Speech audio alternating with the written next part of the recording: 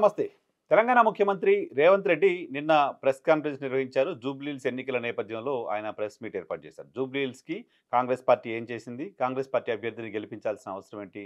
Congress party అభ్యర్థిని గెలిపిస్తే ఏం చేయబోతున్నాం అనే విషయాలు చెప్పడం ఆయన ఉద్దేశంగా కనపడింది. దాంతో పాటు బీఆర్ఎస్ పైన, భారతీయ జనతా పార్టీ పైన అటాక్ కూడా చేస్తూ వచ్చారు.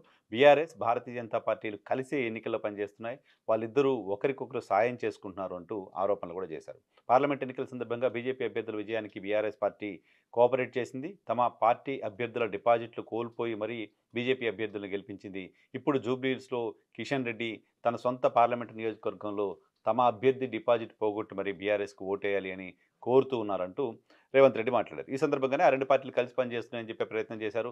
సో, నవీన్ యాదవ్ స్థానికుడు, స్థానికంగా ఉన్న ప్రజలకు సంబంధించిన ఇబ్బందులు తెలిసినోడు, అతనికి ఓటేయండి అంటూ అప్పీల్ చేశారు. ఈ సందర్భంగా ఆయన మాట్లాడిన ఒక మాట ఖచ్చితంగా రేవంత్ రైట్ అనిపించింది. ఏం మాట్లాడారు ఆయన? కాలేజీలకు సంబంధించిన ఫీజు రియంబర్స్‌మెంట్ బకాయిలున్నాయి. ఆ బకాయిలు చెల్లించాలి అంటూ కాలేజీల యాజమాన్యాలు ప్రభుత్వాన్ని కోరుతూ ఉన్నారు. ఆ బకాయిలు చెల్లించడానికి సంబంధించి ఇబ్బందులున్నాయంటూ ప్రభుత్వం చెప్తూ ఉంది. ఇబ్బందులుంటే మేము సమ్మెకి వెళ్తాం తరహాలో, మేము కాల క్లాసులు బైకాట్ చేస్తాం తరహాలో కాలేజీల యాజమాన్యాలు మాట్లాడుతున్న నేపథ్యంలో వాళ్లకు ముఖ్యమంత్రి రేవంత్ రెడ్డి ఇచ్చిన వార్నింగ్ నచ్చింది. కాలేజీల యాజమాన్యాల పట్ల సమాజంలో సరైన అభిప్రాయం లేదు. ప్రభుత్వాల దగ్గర నుంచి ఫీజు రియంబర్స్‌మెంట్ వస్తుంది. విద్యార్థులను వాళ్ళు కళాశాలలో చేర్చుకుంటున్నారు. ప్రభుత్వాల దగ్గర నుంచి ఫీజు రియంబర్స్‌మెంట్ ఆలస్యమైన సందర్భంగా మేము విద్యార్థులకు చదువులు చెప్పం, ఆపేస్తామని ఒక విద్యా సంస్థ ప్రకటించడం, విద్యా సంస్థలన్నీ మూకుమ్మడిగా ప్రకటించడం అనేది ప్రభుత్వాన్ని బెదిరించడం, బ్లాక్‌మెయిల్ చేయడం లాంటిదే. ఇటువంటి ప్రైవేటు విద్యా సంస్థల బెదిరింపులకు ప్రభుత్వాలు లొంగిపోవాల్సిన అవసరం లేదు.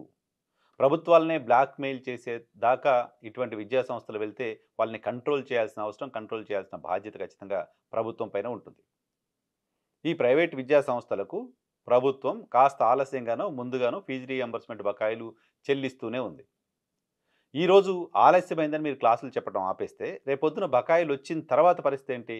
ఈ క్లాసులు నష్టపోయిన పిల్లలకు ఆ నష్టాన్ని ఎవరు పూడుస్తారు? ఆ బాధ్యత ఎవరు తీసుకుంటారు? ఏమాత్రం బాధ్యత లేకుండా విద్యా సంస్థలు ఇలా ఇలా ఎలా వ్యవహరిస్తాయి అనేది ముఖ్యమంత్రి వేస్తున్న ప్రశ్న. పైగా విద్య అనేది సామాజిక బాధ్యతతో చేసేది. ట్రస్టుల ద్వారా నామినల్ ఖర్చుతో పిల్లల దగ్గర నుంచి డబ్బులు వసూలు చేస్తూ విద్యా సంస్థలు నిర్వహిస్తుంటారు. కానీ విద్యని వ్యాపారంగా మార్చేసి, మేము వ్యాపారం చేసుకుంటున్నాం, ప్రభుత్వం డబ్బులు ఇవ్వకపోతే విద్యార్థులకు చదువు చెప్పడం ఆపేస్తామనే తరహాలోకి విద్యా సంస్థలు వెళ్ళడాన్ని ఎవరు హర్షించే పరిస్థితి ఖచ్చితంగా ఉండదు. పైగా ఫీజు రియంబర్స్‌మెంట్‌కి సంబంధించిన బకాయిలు ఇవ్వలేకపోవడానికి వేరే రీజన్స్ ఏమి లేవు. ప్రభుత్వానికి సంబంధించిన ఆర్థిక పరిస్థితి కోఆపరేట్ చేయట్లేదు కాబట్టే ఇవ్వట్లేదనే విషయాన్ని కూడా ముఖ్యమంత్రి చెప్పారు. దానికి సంబంధించి ప్రభుత్వానికి వస్తున్న ఆదాయం ఎంత? ప్రభుత్వం పెడుతున్న ఖర్చెంత? ఏ రకంగా ప్రభుత్వాన్ని నడిపే పరిస్థితిలో ఉన్నాం? అనే విషయాలను కూడా క్లియర్‌గా ఎక్స్‌ప్లెయిన్ చేసే ప్రయత్నం చేస్తూ వచ్చారు. కాలేజీలకు సంబంధించిన యాజమాన్యాలు నేరుగా ముఖ్యమంత్రిని బ్లాక్‌మెయిల్ చేశాయనే విషయాన్ని కూడా ఆయన బయటపెట్టారు.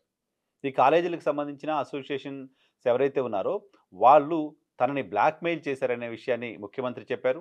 గతంలో వాళ్ళు కొన్ని కాలేజీలకు అదనంగా పర్మిషన్ ఇవ్వమని చెప్పారు. పర్మిషన్ ఇవ్వమని అడిగారు. ఆ పర్మిషన్ ఇవ్వడానికి నేను నిరాకరించాను. ఆఫ్ క్యాంపస్ పెట్టుకుంటాం, అవకాశం ఇవ్వండి అని అడిగాను. దానికి కాలేజీలు మేము ఒప్పుకోలేదు. కాబట్టి ఇప్పుడు మేము ఆందోళన చేస్తాం, ప్రభుత్వం పైన విమర్శలు చేస్తాం, ప్రభుత్వానికి చెడ్డ పేరు తీసుకొస్తాం, పిల్లలకి చదువులు చెప్పం, ఇటువంటి మాటలు మాట్లాడుతున్నారు. ఈ కాలేజీల విషయంలో ఎట్టి పరిస్థితుల్లోనూ రాజీ పడే ప్రసక్తే లేదని చెప్తున్నారు. దాంతో పాటు ఈ కాలేజీలు ఇకపైన డొనేషన్లు ఎలా వసూలు చేస్తాయో కూడా చూస్తానని చెప్పారు. ముఖ్యమంత్రి చెప్పిన మరొక మంచి మాట కూడా ఇది. కాలేజీలు డొనేషన్స్ భారీగా వసూలు చేయకుండా కంట్రోల్ చేయాల్సిన అవసరం ఖచ్చితంగా ఉంది. పేమెంట్ సీట్ల పేరుతో మీరు అమ్ముకోండి అంటూ ప్రభుత్వాలే అనుమతిస్తున్నాయి. సో, అది నామమాత్రంగా ఉండాల్సిన పరిస్థితి. కానీ లక్షల్లో వసూలు చేస్తున్నారు. లక్షల్లో డొనేషన్లు వసూలు చేసి విద్యా సంస్థలు నడుపుతున్నారు. కాబట్టి వాటిని కంట్రోల్ చేయాల్సిన అవసరం ఉంది. ముఖ్యమంత్రి కేవలం మాటలకు పరిమితం కాకుండా, ఏదో వాళ్ళు అన్నారు కాబట్టి నేను ఒక విమర్శ చేశానని కాకుండా డొనేషన్‌లను కంట్రోల్ చేయడం పైన దృష్టి పెట్టాలి. ఈ ప్రైవేట్ కళాశాలల యాజమాన్యాన్ని కంట్రోల్ చేయడం పైన దృష్టి పెట్టాలి. ముఖ్యమంత్రి వార్నింగ్ తర్వాతో ఇమ్మీడియేట్‌గా యాజమాన్యాలొచ్చి సరెండర్ అయిపోయి ప్రభుత్వానికి మేము సమ్మెను విరమిస్తున్నాం అనే మాట మాట్లాడడం కూడా చూస్తున్నాం. సమ్మెను విరమిస్తున్నాం అనే మాట మాట్లాడడం వెనుక ముఖ్యమంత్రి వార్నింగే కనపడుతుంది. అయితే కాలేజీల్లో ఫీజులు ప్రభుత్వం వైపు నుంచి రావడం ఆలస్యమైన సందర్భంగా విద్యార్థుల దగ్గర నుంచి ఫీజులు వసూలు చేస్తున్న కళాశాలలు కూడా ఉన్నాయి. ప్రభుత్వం వచ్చినప్పుడు మళ్ళీ మీకు రిటర్న్ ఇస్తాం, మీరైతే ముందుగా పే చేయండి అంటూ విద్యార్థుల దగ్గర నుంచి వసూలు చేస్తున్న కాలేజీలున్నాయి. విద్యార్థులకు ఎగ్జామ్స్ సమయంలో టీసీలు ఇవ్వకుండా, వాళ్ళకి సంబంధించిన సర్టిఫికేట్లు ఇవ్వకుండా వేధిస్తున్న కాలేజీలు కూడా ఉన్నాయి. అటువంటి కాలేజీలపైన, అటువంటి విద్యార్థులను వేధిస్తున్న కాలేజీలపైన పీడీ యాక్ట్ ప్రకారం కూడా కేసులు నమోదు చేయాల్సిన అవసరం ఉంది. ఈ కాలేజీల మాఫియాని ఖచ్చితంగా ప్రభుత్వం కంట్రోల్ చేయాల్సిన అవసరం ఉంది. ఈ కళాశాలల యాజమాన్యాల గురించి, వాళ్ళకి సంబంధించిన ఇంటెన్షన్ గురించి ముఖ్యమంత్రి మాట్లాడిన మాటలు ఖచ్చితంగా రైట్‌గానే చూడాలి.